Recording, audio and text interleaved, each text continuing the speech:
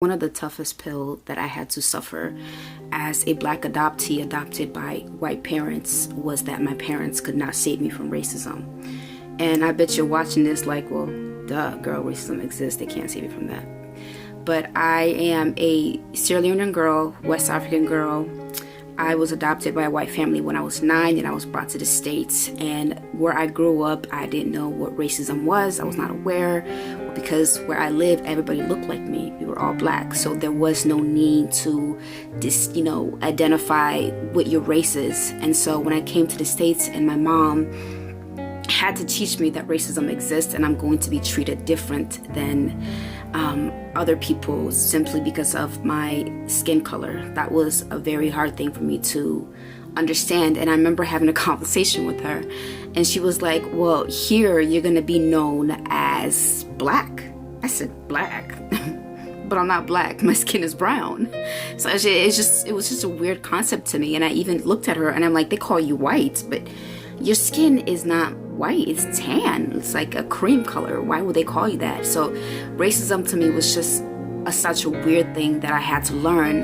And one of the instances that happened when my parents really could not save me from racism was that when we went to this concert when I was like very young. I don't remember who was performing or whatever, but the artist had asked all the girls to come to the floor closer to the artist, and the security guard next to my section was letting all the other girls go, right?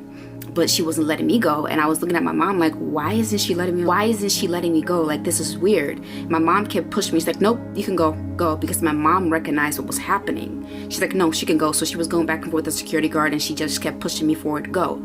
And eventually I went and I just did not understand. And my mom had to explain to me later on that that's what, racism is in America, and that's how sometimes it can happen. And it was such a tough thing for me to understand, and it made me homesick. And I'm like, I want to go back to my home country in a way, because I'm like, I never was treated like that in my home country. And here it's a completely different thing.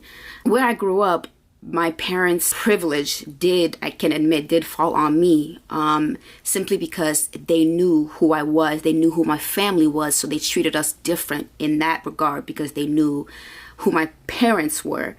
Now, if I was to go anywhere without them, then that would be a different story. I would be treated the same, just like any other African American in America. And it was very tough for me to swallow, because I really thought, okay, well, I'm going to be with my white parents, I'm going to be with them. So everything that they get, I'm going to get. So I'm not going to be treated differently because, I'm in association with them. And it really didn't work like that, because one, look at me, and then look at them. It's clear as day that we are two different races, and that I was going to have this double whammy where I don't look like them and I'm going to be facing racism at the same time.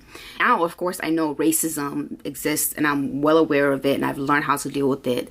But that's just a funny story that I had to, share with y'all, because it was just, sometimes I just reflect on my journey from being a Black girl adopted from Sierra Leone, West Africa, and brought to the States. And the journey along has been so crazy. It's been good, bad, sad, happy, all of the above. And it's just good to reflect and put it on camera and just also share your story, because sharing your story also helps others heal, because I know I'm not the only Black adoptee who was adopted by a white family. So if you are one of those people, I hope this story resonates with you.